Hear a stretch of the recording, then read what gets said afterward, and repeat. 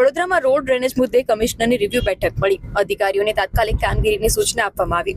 શહેરના તમામ ખાડા પૂરવા કમિશનરની કડક સૂચના છે. દિવસ રાત કામગીરી કરવા માટે આદેશ આપવામાં આવ્યા.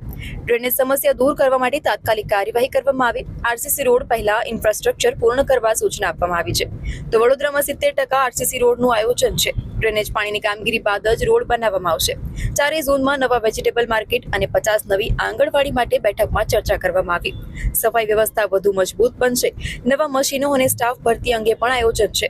ટ્રાફિક સિગ્નલ, દબાણો અને ખુલ્લા પ્લોટોની સફાઈ મુદ્દે કમિશનરની અધિકારીઓને સૂચના આપવામાં આવી. વડોદરા શહેરની સ્વચ્છતા ઉપર રહેશે વિશેષ ફોકસ. અધિકારીઓને કામગીરી ઝડપી કરવા માટે પણ આદેશ આપવામાં આવ્યો છે. તો સોલાર લાઇટ અને પ્લેનેટોરિયમ ફરી શરૂ કરવા આ સહિતના કેટલાક વિકાસના કાર્યો છે. આ અંગે પણ બેઠકમાં ચર્ચા કરવામાં આવી.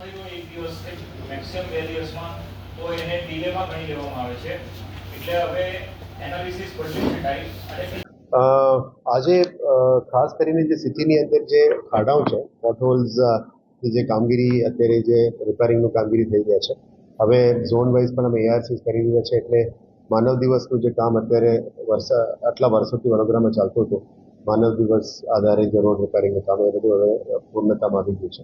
હવે ચારો ઝોનમાં પ્રોપર 4000 MPનું પ્લાન્ટ ચાલુ કરીને એઆરસી આપવામાં આવી ગઈ છે. એટલે હવે જવાબદારીપૂર્વક તમામ કોન્ટ્રાક્ટર્સની કામગીરી કરવાનું રહેશે.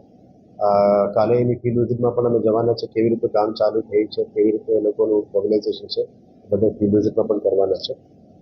સાથે સાથે ખાડાઓ સાથે સાથે ગ્રીવન્સ એડ્રેસર, જે પબ્લિકની ગ્રીવન્સીસને 24 કલાકમાં નિકાલ કરવા માટે તમામ ડીવીઝને સૂચના પણ આપવામાં આવી છે. એમાં નિકાલની વધારે ટાઈમ થાય તો એને વહેલા તકે પૂરું કરવાનું કીધું છે. અને સાથે સાથ આ સમયસર નિકાલ કરવા સાથે સાથે પબ્લિકનું સેટિસ્ફેક્શન પણ વધારવાનું કીધું છે. હવે જે રીતનું વીએમસી અને અર્બન ડેવલપમેન્ટ ડિપાર્ટમેન્ટ અને સીએમ ઓફિસ તમામ ફોલોઅપ કરી રહ્યા છે પબ્લિક સેટિસ્ફેક્શન માટે, એની સુધારા લાવવાની કામગીરી અમે પહેલા 12% સેટિસ્ફેક્શન લેવલ હતી, હવે 48% આવી ગયું છે. હવે એને 80% સુધી સેટિસ્ફેક્શન લેવલ્સમાં લઈ જવા માટે અમે મહેનત કરી રહ્યા છે. એટલે નંબર 1 પ્રાયોરિટી અત્યારે ડેપ્યુટી એન્જિનિયર્સ લેવલમાં, વોર્ડ લેવલમાં જે મેજર પ્રશ્નો છે, ડ્રેનેજ, વોટર કન્ટામિનેશન, રોડના પોટહોલ્સ અને સેનિટેશન અને સ્ટ્રીટ લાઇટ્સ, આ મેજર 5 કમ્પ્લેન્ટ્સ છે. એને વહેલા તકે પૂરું કરવા માટે સૂચના આપી છે. ઘણું ઇમ્પ્રુવમેન્ટ્સ આવી છે અને હજી પણ અમે સમયસર એને નિકાલ કરવા માટે મહેનત કરી રહ્યા છે. આવનારા દિવસોમાં વડોદરા શહેરની ડિજિટલ ટ્વિન બનાવવાની અમે વાત હતી. આ ડિજિટલ ટ્વિનની પ્લાનિંગ્સ પણ અમે ધીરે ધીરે આગળ લઈ જઈ રહ્યા છે. અત્યારે ડિસ્કશન ફેઝમાંથી નેક્સ્ટ ફેઝમાં લેવાની છે. એટલે ફ્યુચરમાં ટ્રાફિક ફ્લો, લેમિનાર ફ્લો, વિશ્વામિત્રીની flows, water management, flood management અને આઉટર ઉપર બધું કામગીરી કરવાના છે.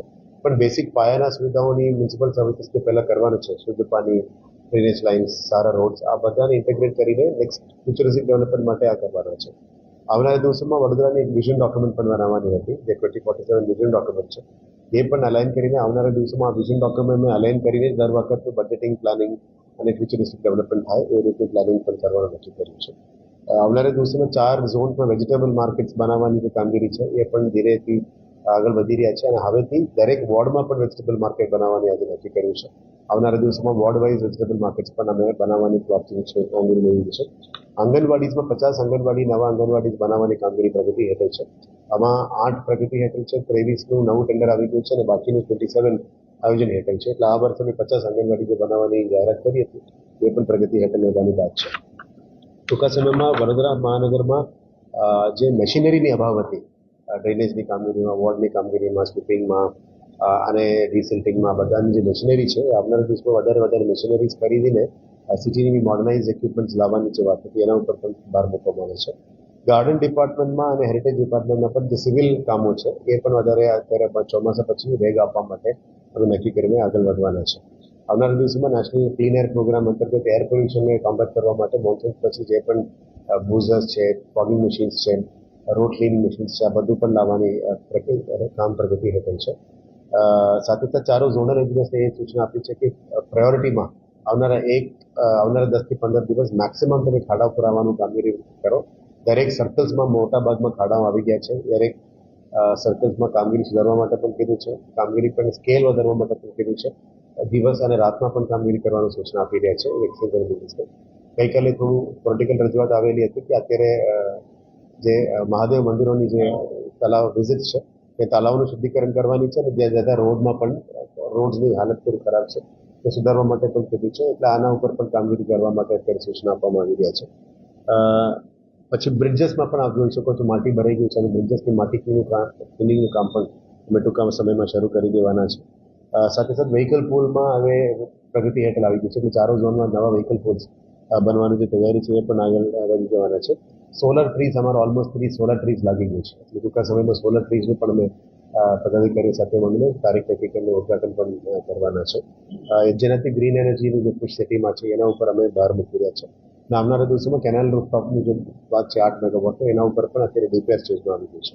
આજે પ્લાનેટોરિયમની પણ વાત થઈ. પ્લાનેટોરિયમમાં નવું પ્લાનેટોરિયમની ટેલિસ્કોપ મૂકવાની પણ અત્યારે પ્રગતિ હેઠળ છે અને 4 વર્ષથી બંધ હતી અને પ્લાનેટોરિયમને ફરી લાઈફમાં લાવવા માટે પણ નક્કી કરીને કામગીરી આગળ વધી રહ્યા છે અને ખોજ મ્યુઝિયમ ઉપર પણ આજે ચર્ચા કરીને અમે આગળ વધવાના છે. સ્ટ્રીટ લાઇટ્સમાં પણ નવું સ્ટ્રીટ લાઇટ્સ કરવાની જે જગ્યામાં અભાવ છે ત્યાં પણ કરવાના છે. 27 નવા જગ્યામાં ટ્રાફિક લાઇટ્સનું કામ પણ પ્રગતિ હેઠળ લઈ લેવાના છે. ટેન્ડર ફેઝમાં છે એ ટૂંકા સમયમાં વડોદરા શહેરને જે યુ વિસ્તાર છે ઓજી વિસ્તાર છે ત્યાં ટ્રાફિક સિગ્નલ્સ નથી ત્યાં પણ ટ્રાફિક સિગ્નલ્સ મૂકવા માટે અને ઓલમોસ્ટ 27 લોકેશન્સમાં કામગીરી પણ શરૂ કરી દેવામાં આવશે. સાથે સાથે સિટીની અંદર બોલીવાર્ડ્સ અને આપ સ્ટ્રીટમાં ફૂટપાથ ઉપર જે એન્ક્રોચમેન્ટ જોઈ રહ્યા છો એન્ક્રોચમેન્ટ બધા લારી ગલ્લાઓ આવી જાય છે, ગાડીઓ પાર્કિંગ થાય છે એટલે ફૂટપાથમાં જે સુપ્રીમ કોર્ટનું રૂલિંગ છે તમામ ફૂટપાથને ખુલ્લું કરો લોકોને ચાલવા માટે. એટલે આ ફૂટપાથને ખુલ્લું કરીને ઇલીગલ પાર્કિંગ અને ઇલીગલ એન્ક્રોચમેન્ટ ના થાય એના માટે બોલીવાર્ડ્સની પણ અમે અત્યારે મૂકીને કામગીરી કરી રહ્યા છીએ. આ બોલીવાર્ડ્સ મૂકવાથી જ દબાણ ઓછું થઈ શકે અને લોકોમાં ટ્રાફિક ડિસિપ્લિન પણ લાવી શકાય એ બાબતનો ચર્ચાઓ છે અને ટ્રાફિક ડિપાર્ટમેન્ટ સાથે મળીને પણ અમારું આ કામગીરી આગળ લઈ જવાની નક્કી કર્યું છે. ઝૂમાં પણ આજવા સફારી પાર્કમાં જે ઝૂ વિસ્તાર છે નવા ડિઝાઇન માટે આવી ગયું છે. આ વખતે નમો આરોગ્ય વન અને નમો અર્બન મોલ એ પણ રાજ્ય સરકાર અને ભારત સરકારમાંથી આવ્યું છે. ટૂંકા સમયમાં એનું પણ પ્લાનિંગ શરૂ થઈ ગયું છે. લિનિયર પાર્કના સાથે સાથે નમો આરોગ્ય વન પણ લેવાના છે અને નમો આરોગ્ય મોલ પણ નમો અર્બન મોલ પણ લેવાના છે અને કોઈન મ્યુઝિયમને પણ શિફ્ટ કરવાની અત્યારે વાત ચાલી રહી છે. કેવી રીતે કરવી એ પણ આપણે પ્લાનિંગ કરી રહ્યા છે. હવે આવનારા દિવસોમાં સ્વચ્છતા બાબતમાં પણ અત્યારે વરસાદ સમયમાં બહુ સારું કામગીરી સેનિટેશન ડિપાર્ટમેન્ટે કરી હતી. હવે ધીરે ધીરે થોડું દબાણો વધી રહ્યા છે. સિટીમાં સ્વચ્છતાનો થોડો અભાવનો ઇસ્યુ આવી રહ્યા છે. એટલે આજે તમામ સેનિટરી ઇન્સ્પેક્ટર અને બોર્ડ ઓફિસર્સને પણ આવીને કડક ભાષામાં કીધું છે સિટીમાં સ્વચ્છતા ઉપર 100% ફોકસ કરો અને દબાણો વધારે ના થવું જોઈએ, દબાણ દૂર કરો અને ફૂટપાથને ખુલ્લું કરો એને સૂચના આપી છે અને એન્ક્રોચમેન્ટ ડિપાર્ટમેન્ટને પણ અત્યારે અમે સૂચના આપી છે. એટલે ધીરે ધીરે આના ઉપર કામગીરી પણ આગળ લઈ જવાના છે. માર્કેટ્સ તરફથી પણ ઓફિસ ક્લિનિંગ ઓફિસ સફાઈની વાત હતી એટલે આવનારા દિવસોમાં માર્કેટ સુપરવાઇઝર તરફથી ખંડેરાવ માર્કેટમાં પણ થોડું ધ્યાન રાખીને સ્વચ્છતાનું જાળવી રાખવા માટે એમને સૂચના આપવામાં આવી છે.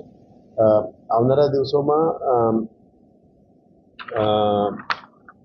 જે એડમિનિસ્ટ્રેટિવ પ્રક્રિયામાં જે આપણે કોન્ટ્રાક્ચ્યુઅલ સ્ટાફ લેવાના છે, પરમનન્ટ સ્ટાફ લેવાના છે એ બાબતમાં જે જનરલ બોડીમાં ઠરાવ થઈ એના આધારે આવનારા દિવસમાં રેક્રુટમેન્ટ ભરતી કરવાનું પણ પ્રક્રિયા અમે ટૂંકા સમયમાં હાથ ધરવાના છે અને ક્વોલિટી કંટ્રોલ સેલ અને ક્વોલિટી વર્ક્સ ઉપર બહાર મૂકવા માટે નિર્ણય કરવામાં આવ્યું છે.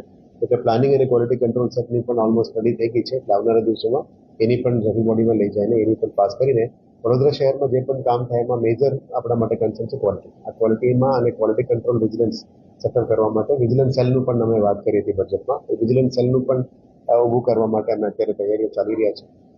હેરિટેજમાં પણ માંડવી ગેટ અને લાલ કોર્ટમાં કામગીરી પ્રગતિનું ચાલી રહી છે એવું મને જાણવા મળ્યું છે અને પછી ફિલ્ડ વિઝિટમાં પણ જઈને એનું રૂબરૂ પણ વિઝિટ કરવાના છે. એટલે આવનારા 15 દિવસમાં રોડની પોટહોલ્સ ભરવા માટે પ્રામાણિક આપવામાં આવશે એટલે પબ્લિક ગ્રીવિયન્સીસ જે ડ્રેનેજ ઉભરાવાનું પાણી કન્ટામિનેશનનું કામો છે એના ઉપર વધારે બહાર મૂકવા માટે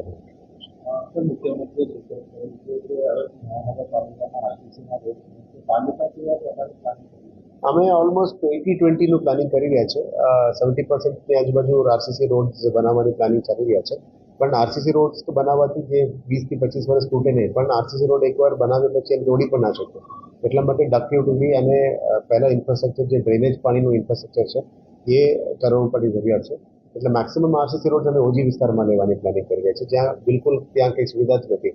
ત્યાં આરસીસી રોડ્સ અને ડ્રેનેજ પાણીનું ઇન્ફ્રાસ્ટ્રક્ચર સાથે કરીશું અને જે બાકી 20% છે રોડ રિકન્સ્ટ્રક્શન, રોડ રિપેર અને નાના રોડ્સ કરવા માટે પ્લાનિંગ કરી રહ્યા છે.